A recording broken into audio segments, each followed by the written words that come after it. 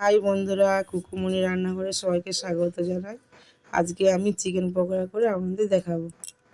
আমি এখানে 250 গ্রাম মাংস নিয়েছি। মাংসটাকে ধুয়ে ভালো করে পরিষ্কার করে নেব। নিয়ে তার মধ্যে এক এক উপকরণগুলো মাখিয়ে নেব। প্রথমে দেবো হলুদ গুঁড়ো, লঙ্কা গুঁড়ো, জিরে ধনে গরম মশলা গুঁড়ো, আদা রসুনের পেস্ট, একটা ডিম, নুন। আমি এখানে পেঁয়াজ বাটা অ্যাড করিনি, আপনারা চাইলে পেঁয়াজটাকে বেটে এর মধ্যে দিতে পারেন। কর্নফ্লাওয়ার আর দেবো বেসন, আর উপর থেকে দেবো ধনেপাতা কুচি দিয়ে ভালো করে মাংসটাকে আমি ম্যারিনেট করে নেব।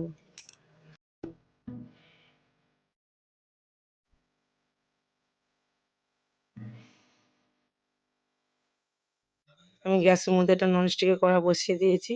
কড়ার মধ্যে দিয়ে দেবো সাদা তেল। তেল গরম হয়ে গেলে আমি একে একে মাংস পকোড়াগুলো তেলের মধ্যে ছেড়ে দেবো।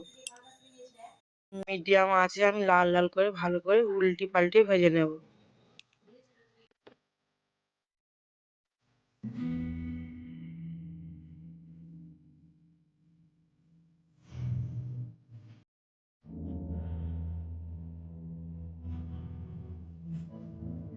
নামিয়ে নেব। দেখতেই পাচ্ছেন আমার পকোড়াগুলো কি সুন্দর লাল লাল করে ভাজা হয়ে গেছে। এবার আমি নামিয়ে নেব। যারা চিকেন খেতে একদম পছন্দ করেন না, তারা এইভাবে বাড়িতে চিকেনটা পকোড়া করে আপনারা খেয়ে দেখবেন, আপনাদের অবশ্যই ভালো লাগবে। আর আমার চ্যানেলটা যদি আপনাদের ভালো লেগে থাকে, অবশ্যই লাইক, শেয়ার ও সাবস্ক্রাইব করে দেবেন।